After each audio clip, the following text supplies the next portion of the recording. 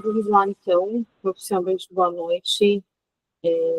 Espero que vocês estejam me ouvindo bem. Hoje eu tive um problema aí com o áudio, mas aparentemente agora está funcionando tudo bem. Algumas pessoas vão assistir a esse vídeo, a essa aula, de forma remota, outras já estão assistindo na sala privada e algumas também assistirão depois por uma questão de tempo. Primeiro, eu queria dar as boas-vindas a todos aí, ao Polo Educadias, lembrando sempre vocês que nós, neste momento, representamos aí a FENATED, então, estamos em parceria em todos os cursos que são apresentados pela Educadias, tá? Eu fiquei de fazer alguns acertos em relação, né, alguns acordados no início dessa aula, então, para quem vai assistir depois, para quem já está assistindo, e para quem está em algumas outras salas um pouco mais separadas, só para que fique bem claro, vamos iniciar hoje uma sequência de 10 cursos, tá? Posso considerar que são 10 mini cursos, mas com conteúdo aprofundado e sempre em sequência, para que vocês possam entender qual é a lógica. Todos os dias os nossos cursos serão das 17 até às 6h20, 6h30 ali estourando, 1h20 de curso, de aula, para que a gente possa entender, né, toda a sequência e compreender também, principalmente, o tema. Serão 15 dias de aula, de segunda a sexta, então, muito provável que fiquem 2 semanas e mais 2 dias, porque no sábado a gente não vai ter aula, tá bom? Algumas pessoas ficaram com dúvida em relação aos certificados. O valor total do curso é de R$100, ele não é R$100 por matéria, ou por cada um dos cursos que nós vamos apresentar. Então, eu deixei bem à vontade para cada um de vocês fazer aí, na melhor forma, na melhor data, no decorrer do curso, o pagamento via Pix, tá? Mas é isso que eu queria deixar bem certinho para vocês. É o valor total, não é um valor por curso de cada um dos 10 cursos que nós vamos ver aí até o final, tá bom?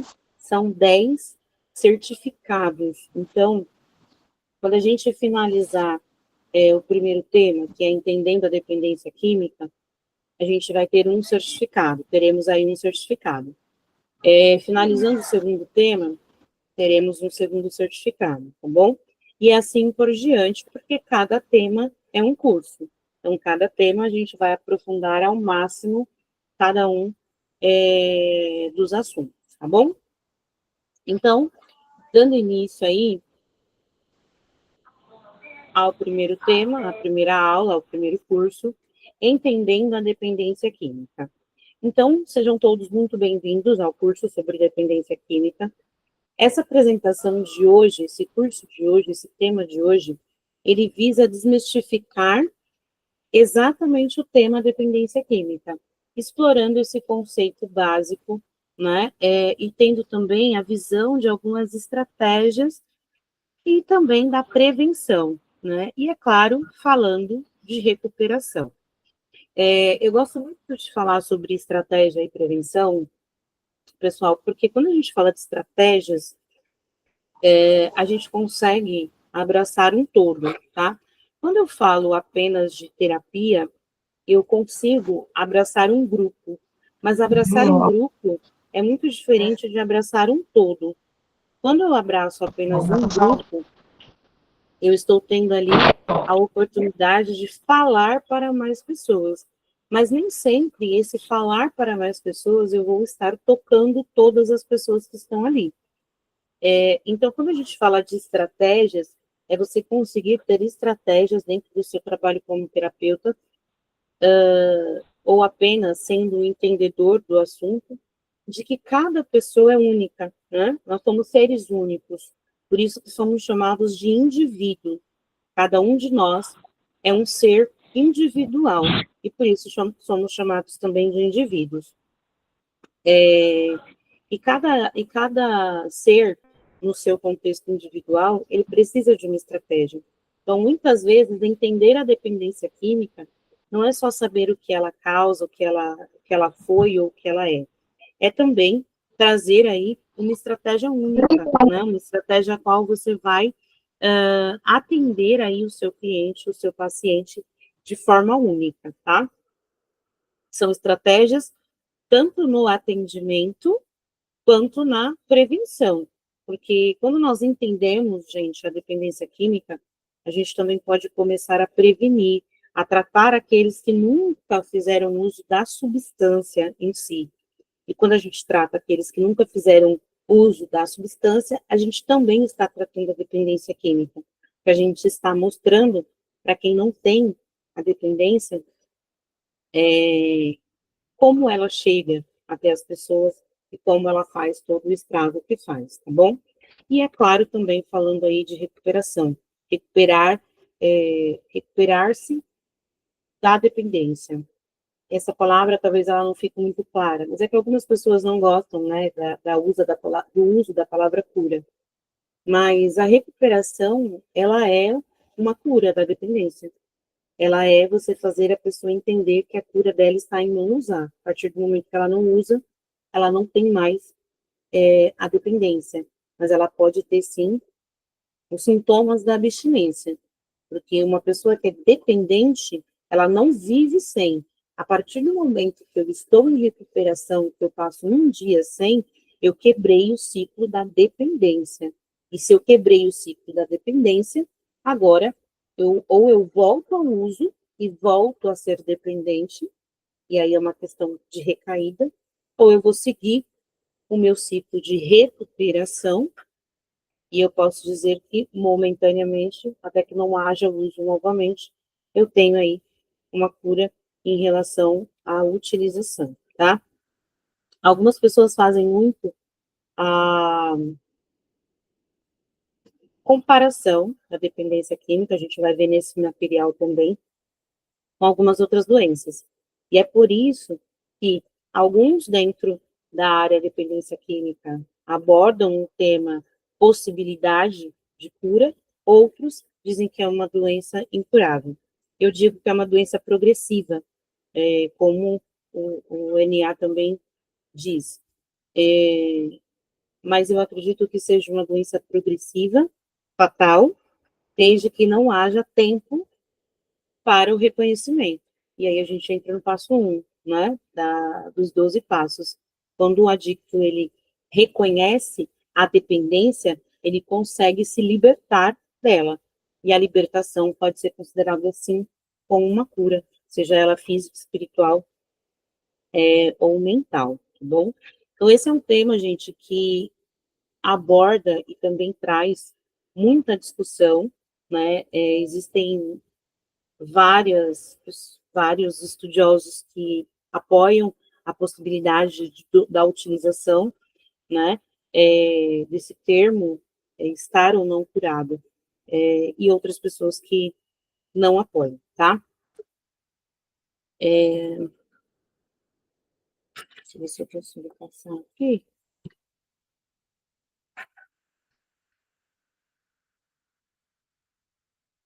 Bom, vamos lá para o módulo 1. No módulo 1 da nossa aula de hoje, a gente vai falar sobre os objetivos deste curso, tá? São 3 objetivos muito fáceis. O primeiro é compreender o conceito da dependência química. O segundo é identificar causas e tratamentos. E o terceiro é refletir sobre prevenção e acolhimento. Então, esses são os 3 objetivos deste primeiro curso. Se a gente voltar aqui no primeiro objetivo, que é compreender o conceito, o que seria compreender o conceito? É adquirir uma compreensão clara sobre o que é a dependência química e quais são as suas manifestações, tá? O segundo objetivo, identificar causas e tratamentos, é analisar os fatores que levam ao desenvolvimento da dependência e as abordagens terapêuticas disponíveis para quem ainda sofre da dependência. E o terceiro é refletir sobre a prevenção e acolhimento, é discutir algumas estratégias eficazes de prevenção e a importância do acolhimento no processo de recuperação, tá? Então, ao final deste curso, esses são os objetivos de entendimento em relação à dependência química, tá? Aqui a gente começa falando um pouquinho sobre um grande tabu, né? O que você entende por vício? Aqui, gente, quando a gente fala sobre o que você entende por vício, nenhuma resposta estaria errada. O objetivo é exatamente o que está escrito aqui, é poder criar um ambiente seguro para que a gente possa compartilhar e aprender. Para começarmos, o ideal é a gente explorar a percepção individual, né? O termo vício, ele frequentemente carrega estigmas aí e equívocos. Quando a gente fala sobre vício, a gente já entende que podem ter algumas outras coisas relacionadas de forma ilegal. E, nesse caso, a gente estaria estudando, é necessário que a gente faça o estudo do que é um vício, né? Porque a questão ilegal, a questão de envolvimentos nem sempre causarem um bem-estar, ele já se trata de uma outra parte, de um outro momento da dependência química, né? Que a gente pode dizer que são consequências, tá? O vício em si, ele é humano, ele é físico, ele é psicológico, ele é psiquiátrico, ele é neurológico. Então, aqui a gente está falando sobre isso, tá? A gente está falando sobre um vício que pode ser discutido, que é visível, tá? É, o restante, vocês vão entender que a gente determina que são consequências do vício, tá? A definição básica. Então, quando a gente vai definir o que é dependência química, ela é caracterizada pela necessidade compulsiva de consumir substâncias psicoativas. Essa compulsão, ela persiste mesmo quando o indivíduo enfrenta sérios prejuízos em sua saúde física, mental, vida social e relações emocionais. Então, aqui nesse trecho, basicamente, a gente explica, com outras palavras, aquilo que a gente falou sobre o vício. A dependência química, o vício, ele é caracterizado pela necessidade compulsiva de consumo, tá? No caso da dependência química, a gente está falando de substâncias psicoativas. A gente tem outros tipos de dependência que vão mudar aí qual é o consumo compulsivo, tá? E a característica ainda mais, né, marcante em relação à dependência química é a compulsão persistir, mesmo quando o indivíduo enfrenta prejuízos. E aqui, quando a gente fala prejuízos, a gente entra naquilo que eu falei sobre vícios. Prejuízos, eles podem ser financeiros, sociais, físicos, mentais, né, emocionais. Então, mesmo vendo todos esses prejuízos acontecerem em suas vidas, o dependente químico, ele ainda tem a compulsão, tá? Ela é uma condição complexa que afeta o cérebro e o comportamento, reconhecida como um transtorno de saúde. Então, aqui a gente começa a falar um pouco mais de ciências do que de apenas os achares, né? Ela é uma condição complexa que afeta o cérebro e também o comportamento, reconhecida como um transtorno de saúde. Então, se a gente for falar aqui da dependência química, por que ela é um transtorno hoje reconhecido como algo que envolve a saúde, a gente vai falar de algumas outras doenças que vocês podem ter esse conhecimento, que a doença em si se manifesta, e a partir do momento que ela se manifesta, ela afeta comportamento e afeta alguma parte do seu corpo. Então, se você tem um problema no seu estômago, é algo que vai afetar, né, o seu estômago, mas ele pode afetar o seu comportamento. Porque a partir do momento que você tem um problema no estômago, talvez você se irrite, talvez você tenha episódios de dores que possam fazer, por exemplo, o aumento da sua pressão, não é? Às vezes você pode ter também, por conta do seu problema de estômago, você pode ter, desencadear outros problemas digestivos, e esses outros problemas digestivos afetarem o seu comportamento, porque aí você já não pode mais comer as mesmas coisas, ir para os mesmos lugares. Isso é um exemplo muito clássico, tá?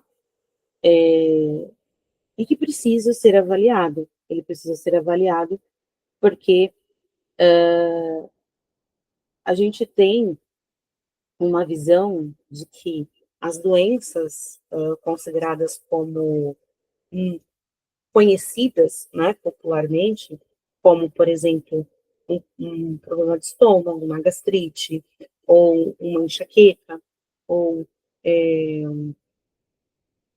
uma sinusite, uma rinite, são problemas que são tratados, né, como problemas de saúde, mas que em muitos casos comprometem ou afetam também o comportamento da pessoa. Que ela já não, uma pessoa que de repente descobre uma rinite, mas que ela fazia muito uso de perfume, ela não vai mais utilizar, aquilo pode incomodá-la, aquilo pode deixá-la com a sua baixa, com a sua autoestima danificada, né, abalada. Então, é só a gente pensar com um pouco mais de simplicidade, apesar de ser uma condição complexa. Mas a gente pode pensar com um pouco mais de simplicidade, igualando a dependência química a outros transtornos, a outras doenças.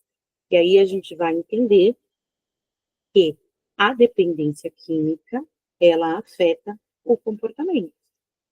Aonde ela atua? Ela atua no cérebro. Então, a partir daí, a gente já começa a entender que ela pode, sim, afetar o comportamento humano, tá?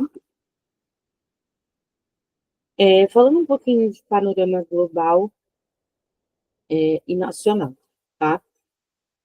Globalmente, a gente tem uma estimativa que mais de 35 milhões de pessoas sofram de transtornos relacionados ao uso de substância. E aqui a gente precisa parar e analisar por quê. Esses 35 milhões de pessoas não estão internadas, não são consideradas adictas, não estão dentro de uma reunião de NA.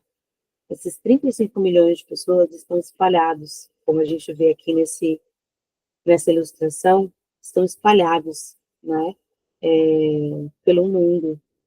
E aí, aqui, hoje, no Brasil, a gente tem uma forte campanha de NA, a gente consegue perceber pelos nossos próprios ciclos e grupos que temos aí nos nossos celulares, a quantidade de casas de recuperação, CTs, clínicas, enfim. O governo tem trabalhado aí com o CAPES, e a gente entende que existe um número muito grande de pessoas que procuram o tratamento. Mas existe uma outra parcela, né, que ainda estão perdidas aí e sofrendo nas garras da adicção. Então, 35 milhões de pessoas é a estimativa que nós temos hoje dentro do globo, dentro do mundo, de pessoas que sofrem de transtornos relacionados ao uso de substância, tá?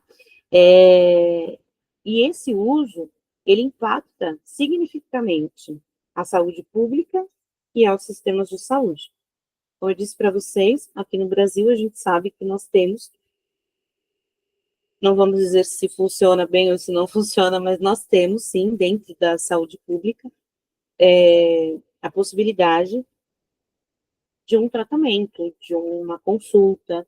Nós temos os CAPs, que são CAPs voltados para tratamento de álcool e droga, que fazem toda esse trabalho também, tá? Mas isso impacta muito na saúde pública, porque o CAPS, gente, dentro do SUS, dentro da saúde pública, aqui no Brasil SUS, ele vai tratar os sintomas, as sequelas e, de certa forma, tentar prevenir aí as recaídas também. Mas o quanto o restante desse indivíduo está sobrecarregado e faz com que sobrecarregue a saúde pública. Porque um indivíduo que está há muito tempo no uso do álcool, do tabaco, do crack, ele vai precisar de outros tratamentos. Não é só o psicológico dele, não é só o psiquiátrico, né? Não é só o neurológico. Existem aí a possibilidade de um dano físico em relação ao sistema digestivo, existe a possibilidade de um dano físico em relação ao sistema respiratório, existe possibilidade de um dano físico em relação ao cardiovascular. Então, são N possibilidades de sequelas em relação ao uso abusivo da substância química. E isso realmente impacta o sistema de saúde de forma significativa, tá? Então, a gente combatendo também o vício, a dependência química, o uso de substâncias químicas, a gente também ajuda ao próprio sistema público de saúde a desafogar e também fazer com que outras pessoas também possam ter acesso, tá? No Brasil, as substâncias mais consumidas hoje são o álcool, o tabaco e o crack. Apesar de hoje a gente já ter aí diversas outras drogas rolando, né, aí no mundo, esses dados são reais e atuais. Então, realmente, é o número mais alto de consumo. O álcool, eu acredito que todos que trabalham em casa de recuperação, tem clínicas em CT, sabem disso. O álcool, ele o nosso maior inimigo, por ser uma dependência muito, muito, muito gritante,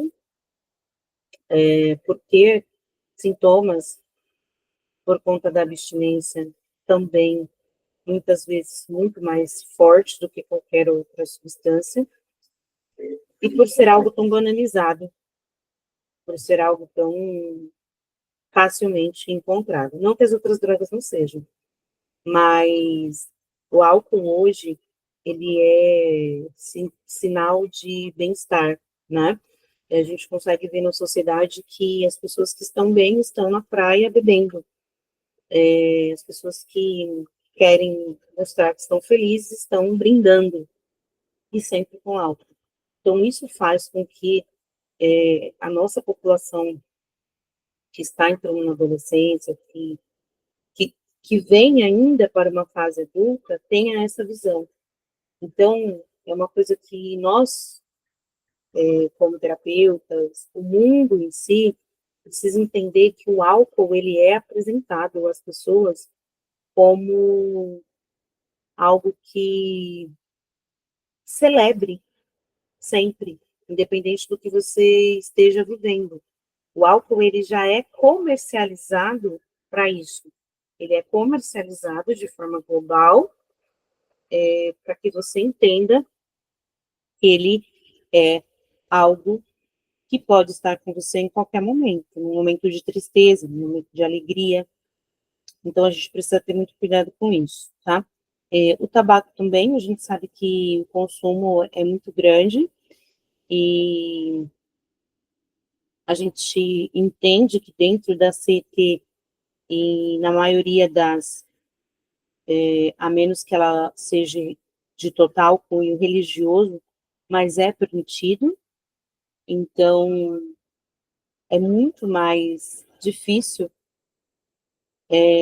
quando você diz, você precisa parar de usar droga, mas olha, aqui dentro você pode continuar fumando. Então, é uma grande briga, né, entre o álcool e o tabaco, porque realmente são duas coisas que dentro da sociedade não são vistas como drogas, principalmente o cigarro comum. O cigarro que tem apenas a nicotina, acredita-se que ele não altera o humor, então se ele não altera o humor, ele não é droga. E aí fica muito mais difícil o próprio cérebro humano entender que ele precisa parar com algo, sendo que ele acredita que é algo que faz bem, é algo que alivia a tensão, é algo que ele comemora quando ele está feliz. É a mesma coisa que o álcool, tá? Tá feliz, fuma. Tá triste, fuma. Tá com fome, fuma. Acabou de comer, fuma. Tomou café, fuma. Acordou, fuma. Enfim. E o crack, né? Até por conta, hoje, tem alguns estudos que demonstram aí que o próprio nível socioeconômico da sociedade faz com que o dependente químico tenha mais fácil acesso ao crack como uma droga mais forte.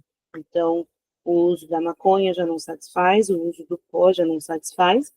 Então, dentre as drogas ali mais baratas, digamos assim, ele opta pelo crack. Mas a gente sabe que o efeito do crack é muito rápido.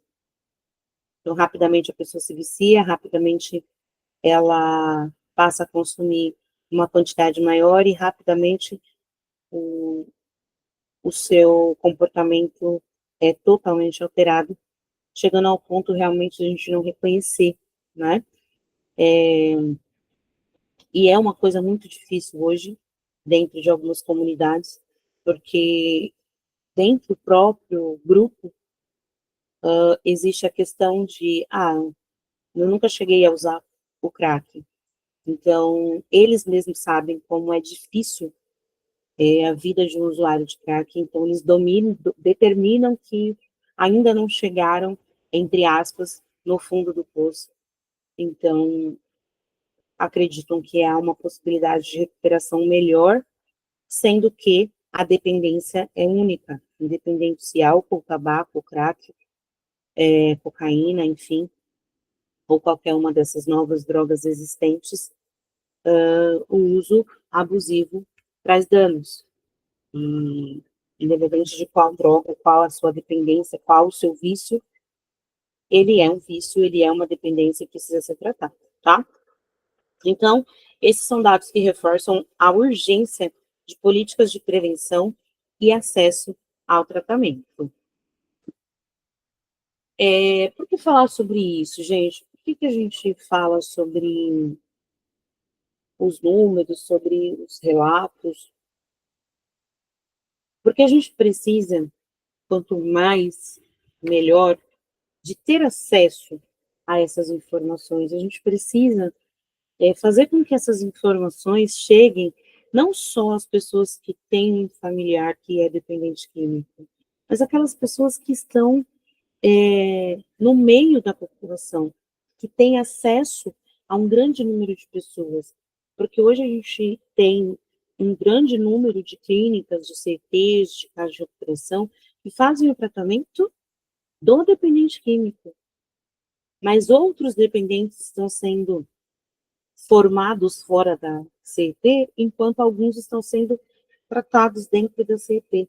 Então, a dependência química ela é algo que precisa ser tratado muito, muito antes do uso da substância. Ela precisa estar muito clara entre os nossos jovens, entre as nossas crianças, para que eles possam entender o que é a dependência química e possam fazer com que a dependência química não faça parte da vida deles, para que eles não tenham a necessidade do uso de saúde pública para essa questão, e sim possam utilizar para outras questões, tá? Então, a dependência química é uma questão de saúde pública com impactos profundos. Ignorar o tema significa ignorar as vidas afetadas. E quando a gente fala de vidas afetadas, mais uma vez a gente começa a colocar aqui não só a vida do usuário, não só a vida do dependente, não só a vida daquele que tem um vício em substância química, mas a gente começa a falar sobre milhares de outras vidas, né? Vamos colocar hoje aí que uma família brasileira ela é composta basicamente sempre aí um composto de 5 a 8 pessoas, chegando a 12 ou até mais, tá? Esse é o número real brasileiro. E quando a gente fala de um número aí de 8, 12 ou até mais, a gente começa a falar de uma família que tem várias crianças, uma família que às vezes tem idosos junto com esse indivíduo que infelizmente se tornou dependente químico. Então, quando a gente começa a falar de vidas afetadas, é preciso ampliar essa visão. É preciso entender que eu não estou falando somente da vida de quem faz o uso, mas sim entender que a vida de quem faz o uso, ela afeta muitas outras vidas. Então, se dentro de uma família composta de 8 pessoas, eu tenho um dependente químico, com certeza eu tenho mais 7 vidas afetadas pelo uso de substância, tá? Então, falando aí do impacto individual, afeta a saúde física, mental, o bem-estar e a qualidade de vida do indivíduo. Quando eu falo do impacto familiar, gera conflito, sofrimento, destruição, desestruturação nas relações familiares. E quando eu falo do impacto comunitário, aumenta os problemas sociais, de segurança e sobrecarga de serviços públicos.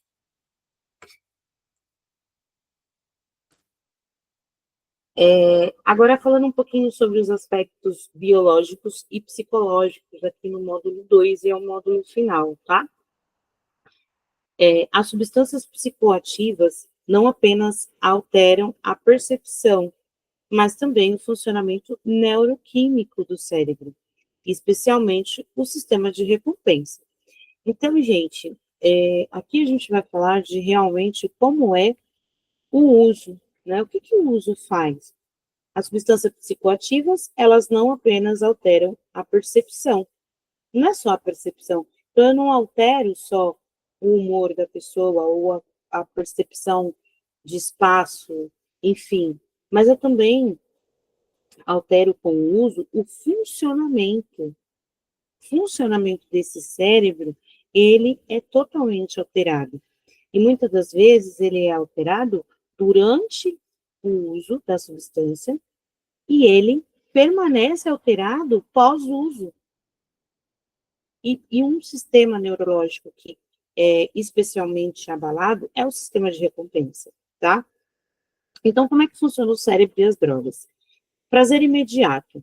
As drogas ativam regiões cerebrais associadas ao prazer, liberando neurotransmissores como a dopamina. A gente sabe muito bem, já ouviu falar muito sobre dopamina.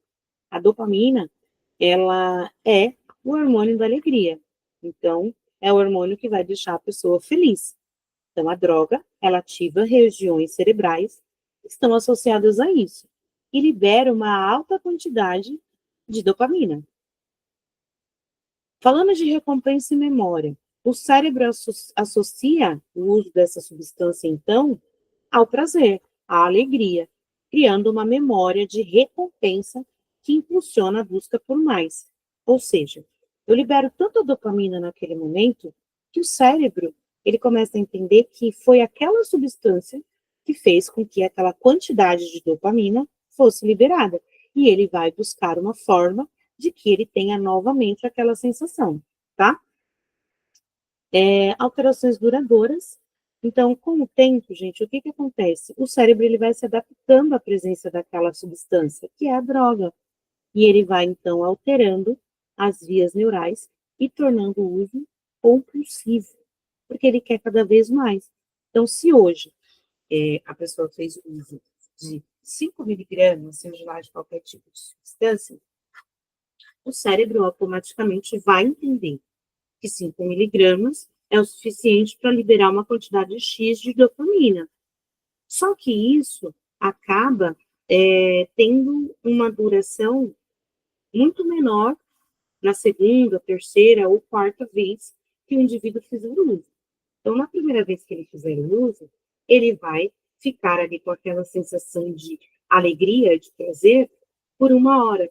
Na segunda vez, isso vai diminuir para 40 minutos. Na terceira vez, isso vai diminuir por meia hora. Só que o cérebro, ele é inteligente por si só. Então, a partir da segunda vez, ele já vai fazer com que o desejo pela substância volte num tempo menor.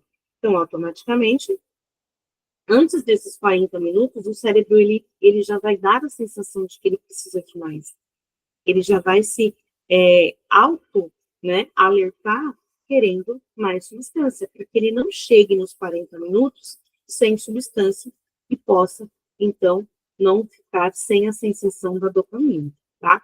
Então, o cérebro, Eu costumo dizer que a gente ainda não conhece, acho que nem a metade do que o cérebro é capaz de fazer por si só, né? Sem a necessidade que nós passamos a ativação dele. Então, deixa eu quando isso acontece, a gente corre mais riscos ainda, né? Porque aí o cérebro dominando o corpo, dominando o ser, e não mais o ser dominando o cérebro, tá? Então, aqui, falando um pouquinho mais sobre a dopamina, né, reforçando isso, a dopamina e o reforço. A dopamina é conhecida como neurotransmissor do prazer e da recompensa, desempenha um papel central na dependência química. Então, o que acontece primeiro? A liberação de dopamina. O uso de substância causa uma liberação anormal, ou seja, uma substância muito alta, dentro do cérebro. Automaticamente, o sistema de recompensa, que é essa inundação de dopamina, sobrecarrega o sistema de recompensa, reforçando o comportamento do uso. A busca pelo prazer inicial se transforma em uma necessidade compulsiva para evitar o desconforto da abstinência. E aí, então, eu tenho o ciclo da dependência. O cérebro passa a associar a substância à sensação de prazer, criando um ciclo vicioso de busca e consumo. Então, se a gente voltar aqui nessa parte que fala sobre a necessidade constante, a gente volta naquilo que eu expliquei no slide anterior. A busca pelo prazer inicial se transforma em uma necessidade compulsiva para evitar o desconforto da abstinência. Então, lembra que eu falei para vocês? Se no primeiro uso, 5 miligramas daquela substância fez com que o meu corpo tivesse alta dopamina por 1 hora, numa segunda vez de uso, essa mesma 5 miligramas, talvez ela não dure, talvez não, com certeza ela não vai durar 1 hora, ela vai durar 40 minutos, 45 minutos. Aqui são exemplos, tá? Só que o que acontece com o cérebro? Ele é inteligente e autossuficiente para entender que na segunda vez que eu for utilizar, eu preciso da mesma quantidade e esse tempo não vai ser o mesmo. Então, automaticamente, ele vai fazer com que você, antes desses 45 minutos, que é o segundo momento, peça para você mais substância. Por quê? Ele não quer ficar esses 15 minutos, que é aqui onde a gente fala sobre o desconforto da abstinência. Ele não quer ficar mais esses 15 minutos sem a dopamina. Ele quer a dopamina, mas ele já sabe que não vai ter mais por 1 hora, ele vai ter por 45 minutos. E aí ele começa a fazer com que você aumente a quantidade ou diminua o tempo. E aí a gente entra num ciclo de dependência, tá?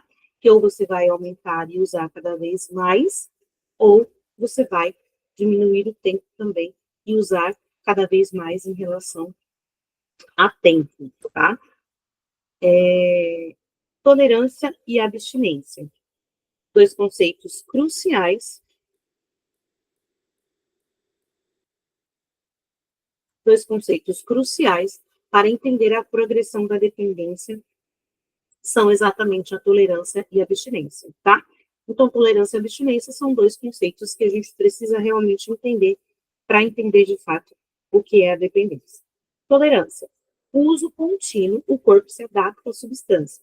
Isso significa que doses maiores são necessárias para alcançar o mesmo efeito sentido inicialmente. A tolerância é um sinal de que o cérebro está se ajustando quimicamente. Então, a tolerância, ela também está inclusa naquilo que a gente conversou no slide anterior. Então, quando eu tenho tolerância, é quando eu faço uso de uma substância e essa substância, ela teve um efeito por 1 hora. Porém, no próximo uso, o meu corpo está tolerante. O meu corpo, ele já entende que aquela substância vai liberar aquela dopamina por 1 hora. E aí ele fica tolerante, ele começa a diminuir a quantidade, né, de dopamina liberada dentro dessa hormônio. E aí você, automaticamente, por conta dos sinais cerebrais, dos sinais neurológicos, faz um segundo uso. Lembra que a gente falou de 5 miligramas de qualquer tipo de substância? Você já aumenta para 10. Então, aqui, a tolerância faz com que você faça um uso maior da mesma substância, mas o tempo vai voltar a ser 1 hora. Porém, a quantidade é que eu aumentei para 10. Então, aqui a gente está falando de tolerância, tá? Abstinência. Ao interromper o uso da substância, o corpo agora adaptado reage com sintomas físicos e psicológicos intensos e muitas vezes dolorosos. Isso pode variar de tremores e náuseas a ansiedade severa e depressão. Então, a gente fala muito sobre a depressão pós-uso. A depressão pós-uso, ela é nada mais do que um sintoma físico por conta da abstinência.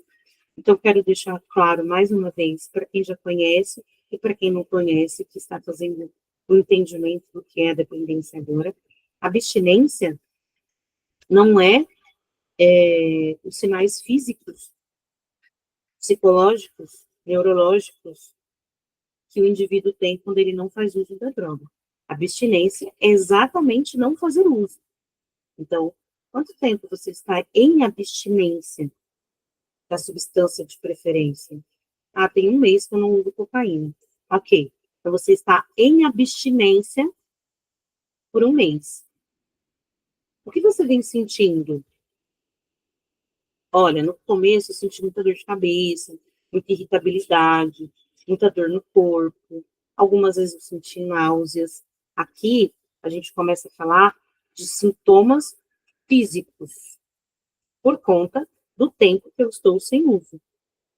E também de sintomas psicológicos, que é as crises nervosas, as crises, né, depressivas, crises de ansiedade, enfim. Aqui a gente vai falar mais da parte psicológica, tá? Psicológico que a gente fala não que a pessoa não esteja sentindo, tá, gente? Psicológico é porque é o psicológico da pessoa que começa a ficar abalado, com crises de ansiedade e também depressão, entre outras, crises de pânico, medo excessivo, que às vezes não chega a ser uma crise de pânico, mas tem o medo excessivo, tá? Crises de choro, tudo isso é o psicológico abalado pelo tempo de abstinência, tá bom? Então, isso é muito importante também que fique muito claro. E aqui também a gente fala sobre comorbidades e doença crônica. A dependência química, ela é uma condição complexa, muitas vezes associada aí a outras doenças. A gente falou isso lá no comecinho. E eu quero que tenha ficado muito claro para vocês aqui o que é isso, tá? A dependência química, ela é reconhecida como um transtorno crônico, assim como diabetes ou hipertensão. Isso significa que exige tratamento contínuo e manejo para evitar recaídas. Ansiedade, depressão, transtorno bipolar e outras condições de saúde mental frequentemente coexiste com a dependência, complicando o quadro e exigindo uma abordagem de tratamento integrada.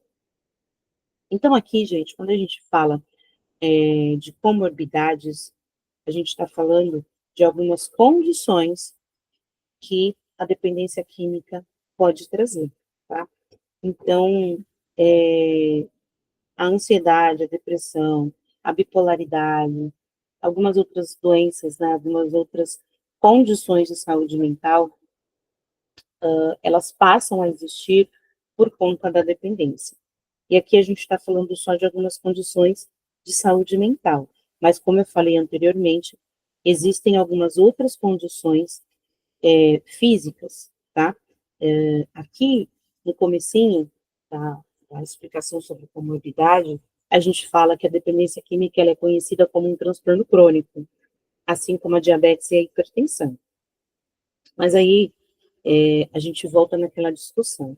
Algumas pessoas passam a não ter mais o seu índice de glicose alterados nos seus exames por vários dias. E aí, é uma cura da diabetes ou não? Momentaneamente, sim. Deixa eu só colocar aqui uma informação na tela. Vou mostrar para vocês.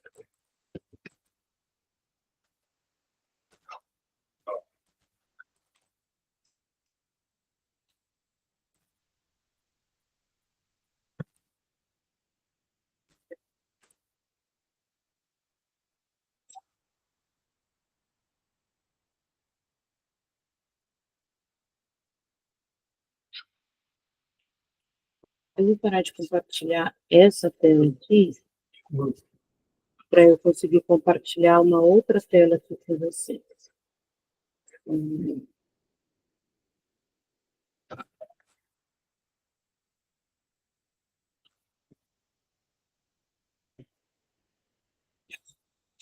Exatamente essa tela aqui que eu queria compartilhar com vocês, tá? Eu coloquei aqui no Google e pedi para que ele me mostrasse o que significa a palavra cura. A palavra cura na medicina é restabelecimento da saúde. E ainda na medicina, como opção 2, método especial de tratamento, tá? Então, se a gente utilizar da forma mais comum, que é restabelecimento da saúde, a gente tem aí exatamente o que acontece em algumas dessas doenças crônicas que a gente disse. É que hoje a gente entende a palavra cura como algo para sempre.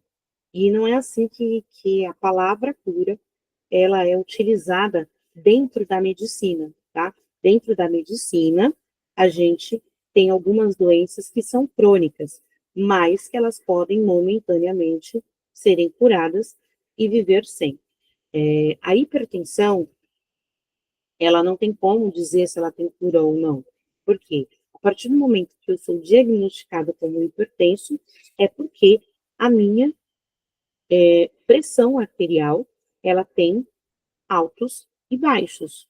Ou seja, em alguns momentos, a minha pressão arterial, ela está ótima, em alguns momentos, a minha pressão arterial, ela está alterada para mais.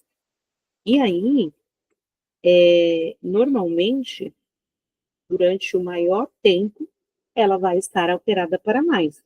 Porém, a partir do momento que eu entro com um tratamento específico para essa doença, eu passo a ter, então, um controle. Mas aí, a gente entende, em alguns casos, desse exemplo que eu estou dando aqui, que é a hipertensão, ela vem de um indivíduo que não faz atividade física, que consome uma quantidade de sal absurda, que consome, muitas vezes, bebida alcoólica, que tem aí, a gente já falou do exercício físico, mas que fora isso, tem um sono totalmente desregulado, que passa estresse durante todo o dia no trabalho, que não faz uma atividade para questões mais relaxantes, como yoga, como meditação. E aí, de repente, ele vai parar no pronto-socorro com uma crise hipertensiva, uma crise de hipertensão. Faz alguns exames e descobre que no seu dia a dia, a sua hipertensão, a sua pressão arterial, desculpa, ela realmente é descontrolada. E aí ele começa a fazer um tratamento para a hipertensão, como a gente viu aqui, na medicina, ele começa a fazer um tratamento para tentar reestabelecer a sua saúde, que naquele momento está abalada por conta de crises de hipertensão. Então, ele é diagnosticado como uma pessoa hipertensa, passa a fazer um acompanhamento, porque fez todos os exames e foi diagnosticado que, de fato, a sua hipertensão, a sua pressão arterial, desculpa, ela é realmente alterada. Muda os seus hábitos alimentares, muda os seus hábitos físicos, muda o seu comportamento dentro do trabalho. Por quê? Porque passou a fazer meditação, passou a fazer yoga, passou a fazer terapia e conseguiu ter uma calma, uma inteligência emocional mais ativa dentro do seu trabalho. E aí, todas aquelas crises de estresse passaram a ter uma redução. Numa segunda avaliação, entende-se que a medicação está fazendo efeito e todo o seu trabalho complementar também está fazendo efeito.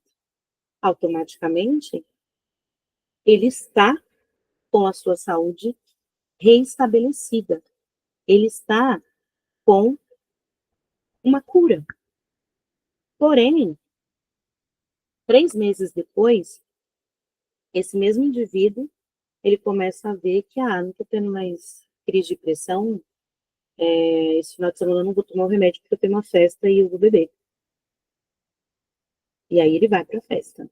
Na segunda-feira, ele sente um pouco de dor de cabeça, lembra que precisa tomar o remédio, toma o remédio, a dor de cabeça passa. Ok. 15 dias depois ele tem uma outra festa.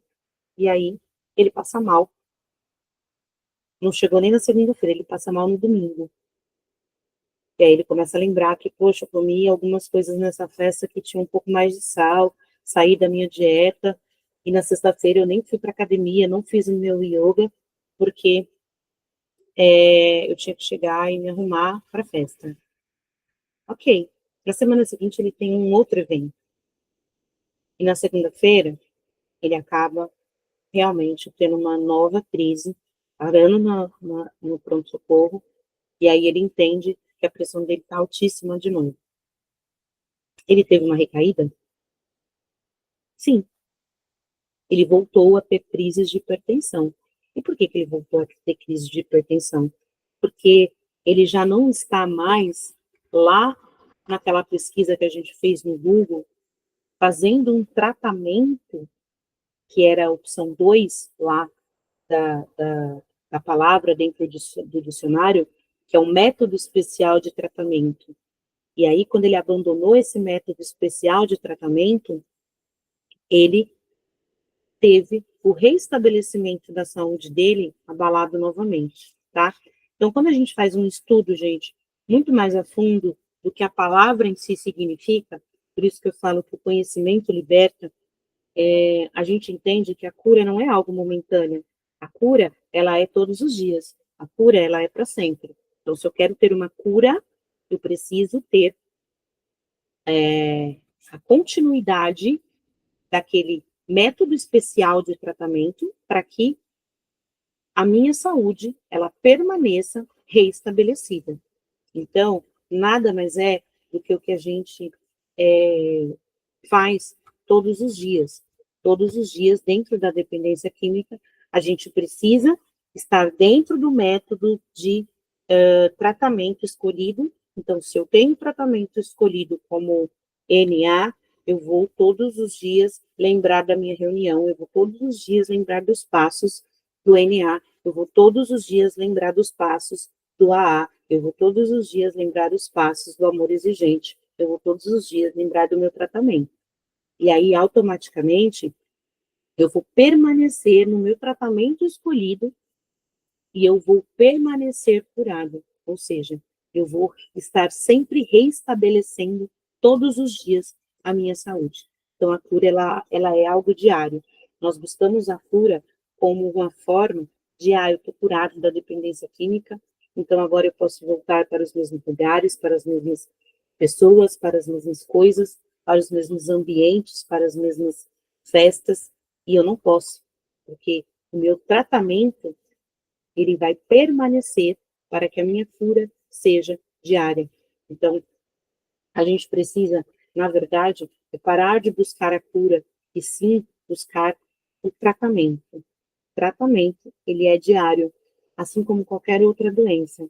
A partir do momento que eu descubro que eu tenho um câncer, eu passo a me tratar. E aí, eu tenho uma cura desse câncer, porque não era um câncer maligno, como os médicos dizem. Ele era benigno. Eu fiz o tratamento, aquelas células cancerígenas sumiram. Só que a cada 6 meses eu preciso refazer os meus exames. A cada 1 ano eu preciso refazer os meus exames. Eu tive uma cura, ou ele pode voltar daqui a alguns anos em algum outro lugar, aquelas células podem aparecer em algum outro lugar. E aí, se foi diagnosticado que a possibilidade do aparecimento daquelas células era por conta, talvez, de uma rotina alimentar errada, eu passo, então, a dar mais atenção. E o meu tratamento, o método especial de tratamento para aquelas células cancerígenas vai ser uma alimentação diferenciada. Se é algo ósseo, se é algo muscular, o meu tratamento vai ser diariamente, especialmente para aquele tipo de problema muscular que eu tenho. Então, a minha cura, ela é o reestabelecimento daquele problema que eu tenho, tá? Então, quando a gente quebra o tabu de falar sobre cura, a gente consegue também entender que doenças crônicas, elas são tratadas dia após dia. E aí eu preciso entender que a minha cura são todos os dias. Então, por hoje eu estou curado. Por hoje eu não fiz uso da droga. Por hoje eu não fiz uso do álcool. E amanhã eu preciso manter o meu tratamento, que são as reuniões, que é o meu padrinho, que é o meu terapeuta, que é a minha internação, que é o meu coaching, que é a utilização da minha inteligência emocional de forma correta. Eu preciso manter isso todos os dias, para que eu possa me sentir curado todos os dias, ok? Então, aqui nós finalizamos hoje esse tema, tá? Vamos voltar nele um pouquinho amanhã, para a gente poder falar um pouquinho mais sobre entendendo a dependência química, e aí a gente vai finalizar esse primeiro tópico, esse primeiro curso.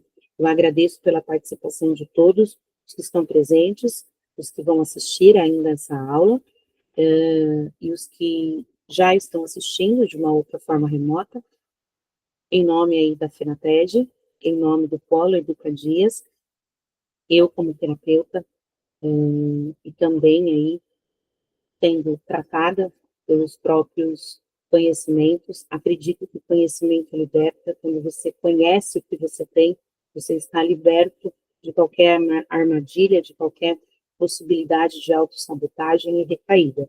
Então, acreditem sempre nisso, aos que são adictos em recuperação, aos que são portadores aí dessa comorbidade, mas que acreditam que a cura é diária, e aos que estão aqui, mas que buscam pelo conhecimento, que espalhem esse conhecimento e seja aí por todos os dias algo que possa ser levado não só para quem faz o uso, mas aqueles que não fazem, mas precisam saber que existe a dependência química para que eles não sejam abraçados aí, né, pelas garras da adicção, ok? Muito obrigada, uma ótima noite a todos, fico à disposição através do WhatsApp para qualquer dúvida que vocês possam ter. Uma ótima noite.